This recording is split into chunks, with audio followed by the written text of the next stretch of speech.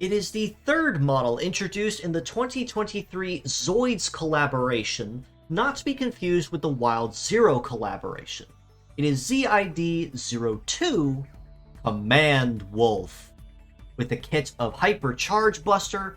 Panic, Hyper Thunder Shot, Biped Legs, and the leg ability of Illusion, which grants the stealth effect to self when charging Metaforce. Now, compared to Blade Lagger, who, hence the name, Blade is more melee-oriented, Command Wolf in particular is most certainly taking on a long-range mastery in this case, with a very diverse skill of not necessarily high-power shooting skills, even though he does boast some very impressive power, but specializing more in a interruption-type game more than a game dedicated to dealing a lot of damage very quickly. Hypercharge Buster on the head part is a conventional shooting skill that has a rather powerful damage bonus to it, and that's the fact that you have a much higher damage to bonus ratio relative to your Metaforce charge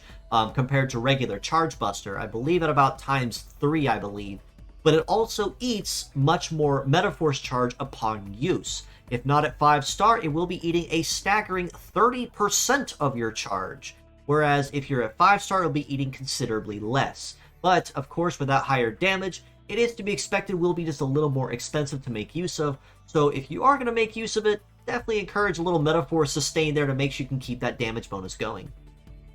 Panic on the right arm is a relatively new and rather unique ailment skill that kind of serves two folds based on how you attack the target. If you manage to catch someone in their heat phase and outrun them, it essentially serves as Slip, which essentially forces them to forget what they were doing and start their cooldown phase essentially right where you caught them, and essentially serve it as a stalled turn.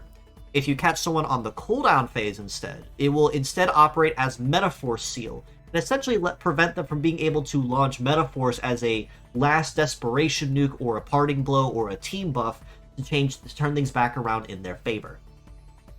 Hyper Thunder Shot on the left arm is another new skill we've started seeing rise recently, but basically it's Thunder Shot but with pierce damage and some higher damage output on top of that. So if you've already been used to using Thunder Shot on things for stun locking, well, you can kind of segue into using Hyper Thunder Shot, or Thunder Gun, I believe I can call it as well, and you really can't ever go wrong with using it because it operates basically the same. Of course, at the cost, that's on your cooldown phase, you cannot dodge or defend because it's a much higher caliber and higher artillery skill. Biped Legs means that Command Wolf will have pretty solid coverage across all terrains, as Biped Legs have arguably one of the better all-round coverages when it comes to terrain compatibility, and stats across the board aren't really too shabby either when it comes to the base numbers as you see here. A base HP on the head of about 3,600, arms about 3,100 each, and legs at 3,700. Relatively healthy HP pool there. Arms are just a little bit squishy, just barely over 3,100 there, but not really anything you really have to sweat over or lose sleep over, as long as you can kind of keep them covered on the field. Now when it comes to leg stats, it's a little bit of a different story. A base mobility of 848 is very nice, as it means he will have a very solid base speed when the starting pistol fires and the fight begins. And an evade of over 1,500 is very nice, as it means he can most certainly hold his own up close and dodge or graze incoming attacks, and keep his damage relatively minimal and stay agile on the field when he's not able to dodge or defend. That's kind of where a lot of his perks fall off the table, relatively similar to Blade Lagger in this case, but not quite as penalizing, because when it comes to Command Wolf, a melee resist of 737 and a shoot resist of 919 isn't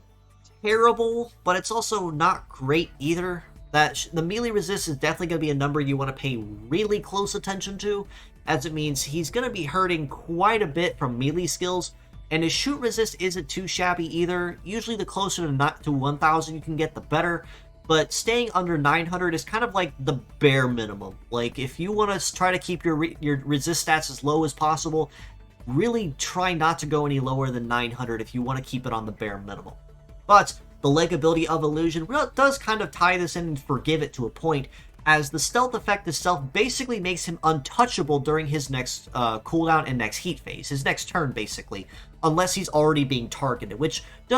will kind of help him out just a little bit in keeping that damage off of him and on someone else who can tank blows much better than he can. That being said, though, as a pure set score, I still do have to rate Command Wolf a pretty solid and well-rounded 7.5 out of 10. Even though his kit is rather strange, Hypercharge Buster being the only Metaforce-reliant skill in his kit, Panic being kind of two-way based on how you use it, and Hyper Thundershot, again, is probably going to be the most useful and conventional skill you can make use of. Panic you can make use of two ways, like I said. You can either use it for Metaforce Seal and just make sure and guarantee that they can't unleash it on you as a back-end strike, or if you use it for Slip, you can essentially outrun somebody and use it as a way to counter and buy yourself some time by stalling that potentially dangerous foe. Of course, if they are using Stat Cleanse on the enemy team, this is null and void, so do be careful and do check the enemy team if you are going to be making use of this. As mixed parts, though, I do have to rate him equally as well at a well-rounded 7.5 out of 10 as well, because even though the kit itself is rather strange, but can be made synergetic, like I said, mixing the parts up is definitely where it really starts kicking up for him. Because Hypercharge Buster, Panic, and Thunder Gun are all very powerful skills you can make use of pretty much anywhere, but some skills may require better setup than others to make use of. Hypercharge Buster, for instance, may need someone on the field with Charge Plant or something that can complement Metaforce Sustain so he can make use of it.